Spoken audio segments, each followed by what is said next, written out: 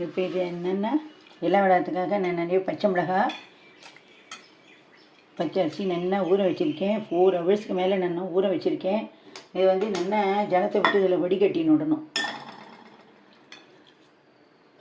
இந்த பச்சை மிளகாயை மிக்ஸி ஜாரில் இந்தமாரி நான் போட்டு விட்டேன் அரைக்கிறதுக்காக. இப்போ இதில் நல்லா ஜலத்தை நல்லா வடிகட்டிக்கணும். தேவைப்படும் போது அப்புறம் விட்டு கரைச்சிக்கிறதுக்கு தேவைப்படும், அப்போ இதை வச்சுக்கலாம்.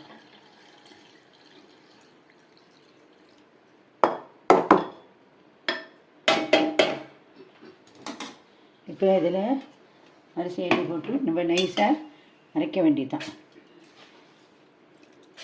நல்ல ஒரு நைஸ் பேஸ்ட்டாக நல்லா அரைச்சிக்கணும். இது பச்சரிசியில் தான் பண்ணணும்னாலும் புழுங்கரிசிலையும் பண்ணலாம், இல்லை ஈக்குவல் போர்ஷன்லேயும் பச்சரிசி புழுங்கரிசி போட்டு அந்த மாரியும் பண்ணலாம். இந்தமாரி வெயில் நாளெலாம் போடணும் அப்படிங்கிறது கிடையாது. இது வீட்டுக்குள்ளேயே போட்டது, வெயிலில் போய் வாடி வதங்கி போடணும் அப்படிங்கிறதுலாம் கிடையாது. வீட்டுக்குள்ளேயும் வச்சு போடலாம். நிழல் உணத்தெல்லாம் உணர்த்திட்டு நல்லா 2-3 நாளைக்கு நிழல் உணத்தெல்லாம் உணர்த்தி எடுத்துட்டு அதுக்கப்புறமா வெயிலில் வடம் போட்டதுக்கு அப்புறம் சொல்ல வரேன். உணர்த்தி எடுத்துகிட்டு அதுக்கப்புறம் வெயிலில் போய் ஒரு 2 ஹவர்ஸ் காய வச்சு எடுத்து வச்சுட்டு ஸ்டோரேஜ் பண்ணிட்டோம்னா எப்போ வேணும் பொரித்து சாப்பிடலாம். காரம் அதிகமாக வேணும் அப்படிங்கிறப்ப இன்னும் கூட 2 பச்சை மிளகாயை போட்டுக்கலாம். இந்த காரம் போதும். இந்த பச்சை மிளகாய் வேண்டாம் அப்படிங்கிறவா மிளகு ஜீரகம் போட்டும் இதில் பண்ணலாம். அப்புறம் வந்து இது பண்ண எப்படிங்கிறத உங்களுக்கு சொல்கிறேன். இப்போ நான் ஒரு ஏடு அரைச்சிட்டேன். பச்சை மிளகாய் போட்டு நல்லா ஜம்முன்னு அரைச்சிருக்கேன். இதுக்கு நான் உப்பு போடலை. இந்த பாத்திரத்துக்கு நான் மாற்றிக்கிறேன்.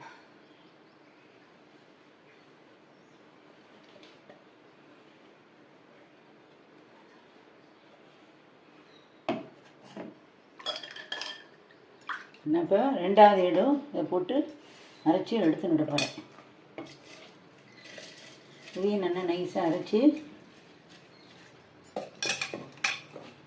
எடுத்து விடணும். இது ரொம்ப ஈஸி. நம்ம ஆற்றுக்குள்ளேயே உட்காந்துட்டு வீட்டிலையே உட்காந்துட்டு டேபிள் மேலேயே வச்சுட்டு கூட போட்டுடலாம்.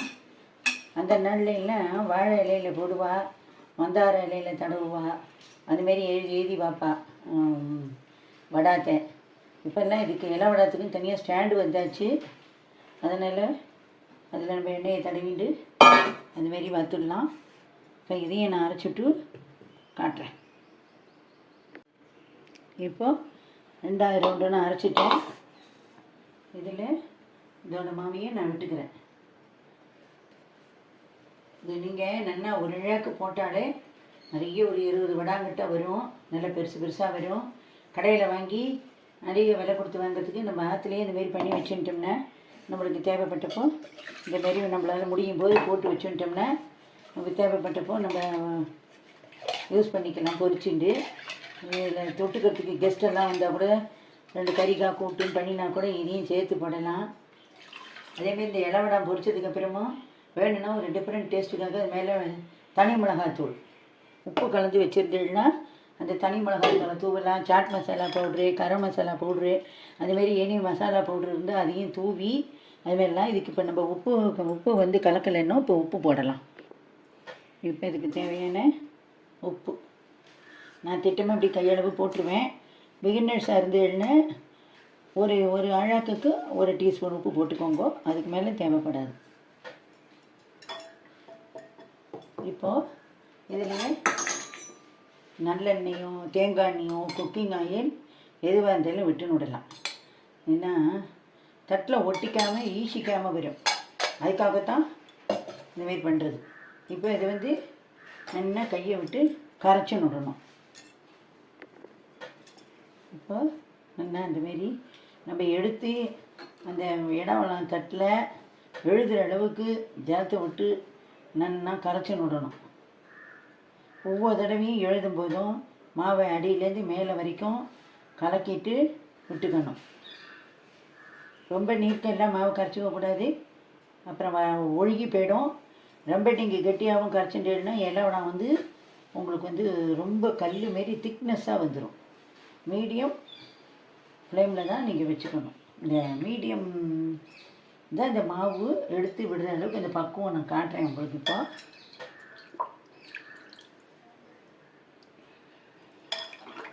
இது ரொம்ப ஈஸி. நல்லா ஆற்றுல இருக்கிற குழந்தையெல்லாம் கூப்பிட்டு நம்ம எல்லாம் எழுதிட்டு இது பண்ணுறதுக்குள்ளே எடுத்து விட சொன்னால் அதுக்கெல்லாம் அழகாக எடுத்து கொடுத்துரும் நமக்கு. எடுத்து எடுத்து உரித்து போட்டுடலாம். இப்போ இது மாவு ரெடி. அடுத்ததை பார்ப்போம். இப்போ நான் நிலா வடத்துக்காக இட்லி பானையில் ஜலம் கொதிக்க வரணுங்கிறதுக்காக நான் 2 சொம்பு ஜலம் விட்டு கொதிக்க வச்சுருக்கேன். அடுத்தது இதுதான் இலவடம் ஸ்டாண்டு. இதான் இப்படி தூக்கி தான் இப்படி எல்லாம் வைக்கணும். இது இலவடம் ஸ்டாண்டு. இதெல்லாம் இலவடம் தட்டு. ஒவ்வொன்றும் இப்படி இந்த ஸ்டாண்டில் வைக்கணும். இதுக்கு எண்ணெயை நம்ம இப்போ அப்ளை பண்ணிக்கணும். எண்ணெய் ஒவ்வொரு தட்டுலையும் ஒவ்வொன்று மேலால் எண்ணெயை தடவிண்டு அந்த நாளில் என்ன பண்ணுவேன்னா இப்போ அந்த நாளில் இலையில் போடுவான். அதனால தான் இதுக்கு இலவடான்னு பேர். மந்தார இலை, வாழை இலைன்னுட்டு. அப்புறம் இட்லி பானையில் கூட இலையை வச்சு போடுவான். இப்போல்லாம் என்ன பண்ணுறா டேரெக்டாக இதில் எண்ணெய் தடவி வாக்குறவான்னு இருக்கா. இதில் இலையை ஷேப்புக்கு இலையை கட் பண்ணிவிட்டு அந்த இலையில் எண்ணெயை தடவிக்கலாம், இல்லை தண்ணியை தடவிக்கலாம். தண்ணியை தடவிட்டு இதில் எண்ணெயை விட்டுக்கணும். மாவில் விட்டுட்டு இலவடை வாக்குறவா இருக்கா. இப்போ நம்ம இதில் ஒவ்வொன்றுத்துக்காக நம்ம எண்ணெயை தடவி விடுவோம். ஃபஸ்ட்டு நம்ம எண்ணெயை தடவிக்கணும்.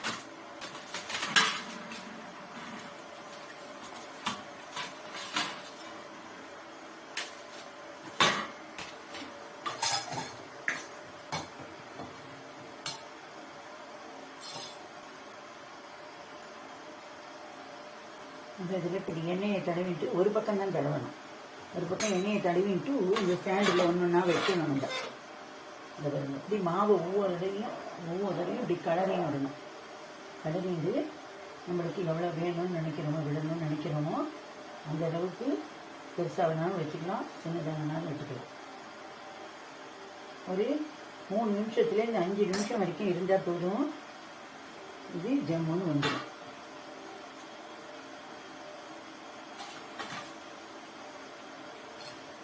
இதுமாரி நல்லா எண்ணெயை தடவிட்டோம்னா ஈஸியாக எடுக்க வந்துடும். மாவு இன்னும் கொஞ்சம் ஜலமாக வேணும் அப்படின்னு நினைக்கிறவா ஜலமாக விட்டுக்கலாம். கொஞ்சம் ஜலத்தை விட்டு கரைச்சிக்கலாம்.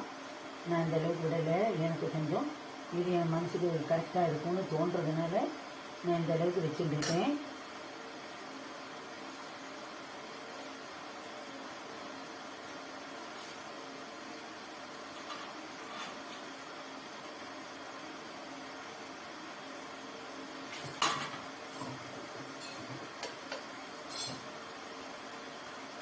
இதுலேயே நிறைய கோதுமை வடை இடலாம், அதுக்கப்புறம் மைதா இடலாம், வெறும் புழுங்கரிசி ஊற்றி கூட அதுலேயும் இடலாம். அப்புறம் சிறுதானிய அரிசியிலையும் வச்சு இந்தமாரி போட்டு எடுக்கலாம். ஒரு தடவை என்னச்சுன்னா ஒவ்வொரு தடவையும் எண்ணெய் தடவணுங்கிறது இல்லை. ஒரு 3 தடவை வாக்குற வரைக்கும் இந்த எண்ணெய் பசத்தில் இருக்கும். அதுக்கப்புறம் வேணும்னா நம்ம மறுபடியும் எண்ணெயை தடவிக்கணும்.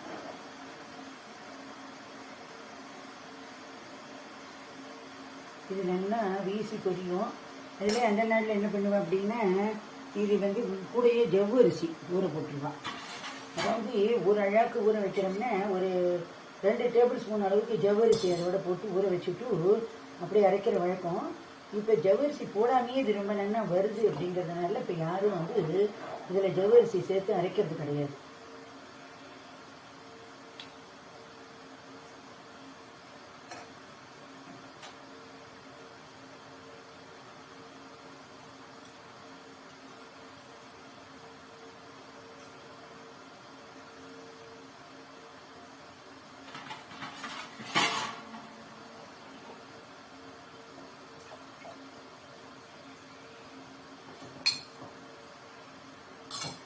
ஒரு 3 நிமிஷத்தில் ஆகிடும்.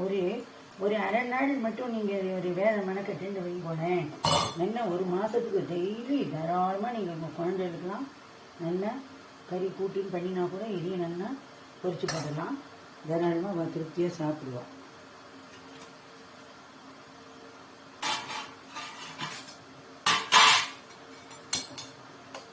இப்போ இன்னொரு மெத்தட் எல்லோரும் என்ன பண்ணுறேன் அப்படின்னா இந்த இலவடம் தட்டில் கூட தடவுறது கிடையாது.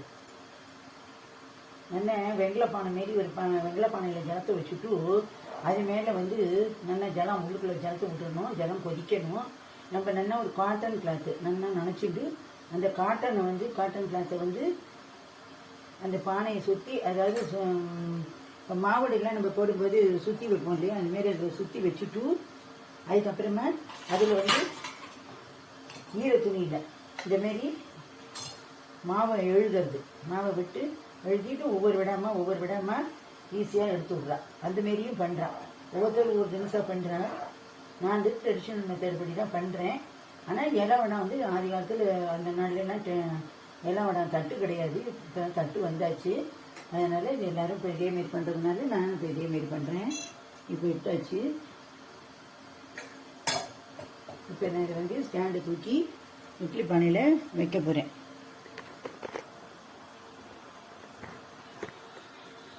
இப்போ நல்லா ஆவி வர ஆரம்பிச்சிருக்கு.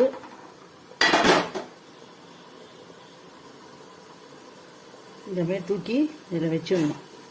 ஒரு 3 நிமிஷம் ஆட்டோமேட்டிக்காக ஜம்முன்னு வந்துடும். வெயிட் பண்ணலாம். இப்போ நம்மளோடது எல்லாம் நான் வந்து ரெடியாக இருக்குது. நான் அடுப்பை சிம்மில் வச்சுட்டு இந்த ஸ்டாண்டை நல்லா இந்தமாரி கிறுக்கி பிடிச்சி எடுக்கிறதுனால எடுக்கலாம். இந்தமாரி கைப்பிடி துணியை வச்சுட்டு எடுக்கலாம். இந்தமாரியும் எடுக்கலாம். அடுப்பில் சிம்மில் வச்சுருங்க. ஜலம் கொதிச்சுட்டு ஜலம் பார்த்தீங்கன்னா ஜலம் விட்டுக்கணும். இப்போ வந்து நம்ம இதை வந்து ஒவ்வொன்றை பொரிச்சு எடுக்கணும்.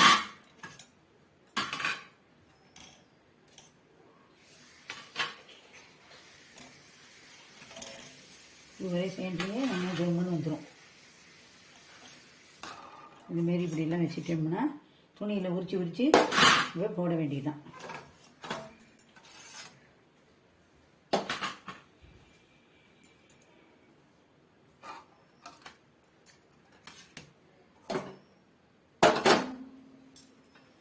இந்தமாரி ஒரு ஏனத்தில் ஜலத்தை வச்சுட்டு இந்த ஸ்பூன் எல்லாம் எடுத்துட்டு இதேமாரி இப்படி இப்படி எடுத்தோம்னா இதுவே தானாக வந்துடும். ஒன்று எடுத்து காட்டுறேன் உங்களுக்கு, பார்த்துக்கோங்க. இதில் என்ன மாவில் வந்து இன்றைக்கி நான் வந்து ப்ளைனாக தான் பண்ணுறேன். வெறும் பச்சை மிளகாய் உப்பு தான் போட்டிருக்கேன். இது இந்த மாவில் ஓமம் போட்டு கலந்துக்கலாம். 2 டேபிள் ஸ்பூன் அளவுக்கு தேவைப்படுறதுக்கு ஓமம் போட்டு கலந்துடலாம். ஓமம் வேண்டாம் அப்படிங்கிறவ ஜீரகம் போட்டுக்கலாம். மிளகு ஜீரகம் போட்டு இடலாம். மிளகு ஜீரக பவுட்ரு போட்டு பண்ணிடலாம். நான் வந்து பச்சை மிளகாய் போட்டிருக்கேன். வத்த மிளகாய் போட்டு அதோட அரைச்சி பண்ணுறவாலும் இருக்கா. அந்தமாரி பண்ணலாம். எப்படி ஆகணும் நிறைய டிப்ஸ் எல்லாம் சொல்லியிருக்கேன். நீங்கள் பண்ணும்போதெல்லாம் ஃபாலோ பண்ணுங்கள். இதெல்லாம் உரிச்சிட்டு காட்டுறேன் நான் ஒன்று.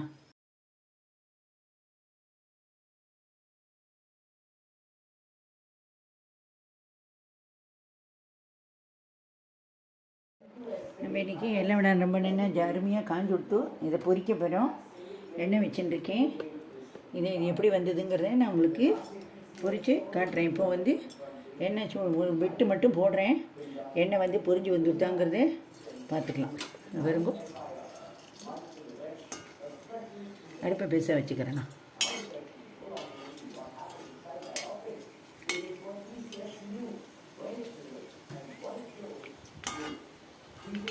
ஒரு வெட்டு பொரிஞ்சு கொடுத்து இன்னொன்று வருது. இதுக்கப்புறம் தான் நம்ம செக் பண்ணி பார்த்துட்டு அப்புறம் பொரிச்சிக்கலாம்.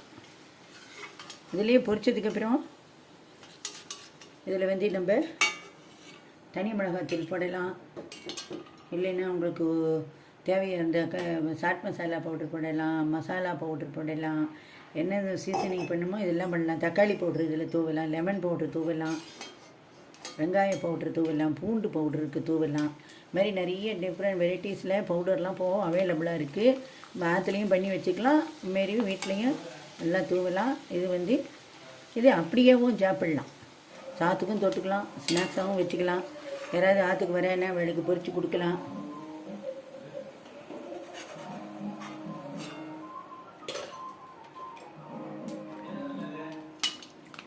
எண்ணெயை கொஞ்சம் எண்ணெய் ரொம்ப காஞ்சி கொடுத்து கொஞ்சம் மிதமான சூட்டில் வச்சு போகிறீங்க.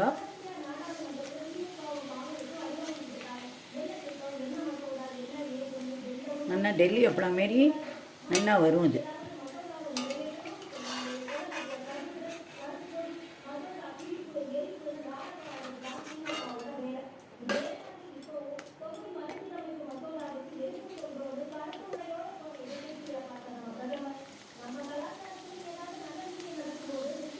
இதில் நான் இது பண்ணும்போதே சொல்லியிருக்கேன் என்னென்ன வேரியேஷனில் இதிலெல்லாம் நம்ம பண்ணிக்கலாம் நம்ம விருப்பத்துக்குன்னு சொல்லியிருக்கேன்.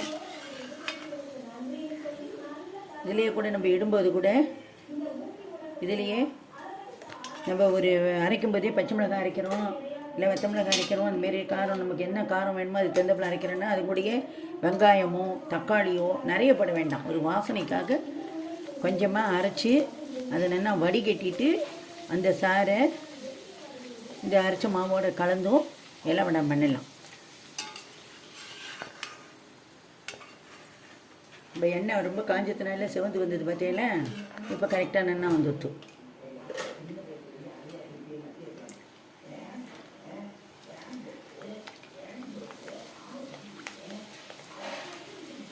ரொம்ப சூடு இல்லாமல் இப்போ பொரிக்கணுன்னு வச்சு எழுதினாலும் ஐயோ எங்கே சவந்துருமோ அப்படின்னு பயந்துட்டு வச்சு எழுதினாலும் வடம் பொரியாது, நல்லா வீசி பொரியாது. அப்புறம் சாப்பிட்றதுக்கு கஷ்டமாக இருக்கும், பல்லு போயிடும்.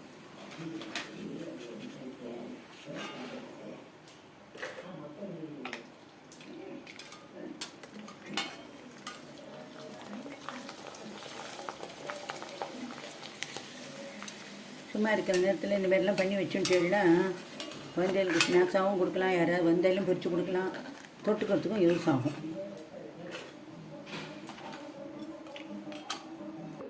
இப்போ நம்ம என்னுடைய இலை வளங்கள்லாம் பொரிச்சிட்டோம். நம்ம என்ன வந்திருக்கு, வீசி பொரிஞ்சிருக்கு. இந்த சிவப்பு கலரில் இருக்கிறது அடையெல்லாம் வந்து நான் தக்காளி கொஞ்சம் மிக்ஸ் பண்ணினேன், அந்த மாவில் அரைச்சி வடிகட்டி மிக்ஸ் பண்ணி போட்டது. இதெல்லாம் எதுவுமே மிக்ஸ் பண்ணாமல் போட்டது. நீங்களும் இதேமாரி பண்ணி பாருங்க, எப்படி வந்தது என்னங்கிறத சொல்லுங்க. நன்றி.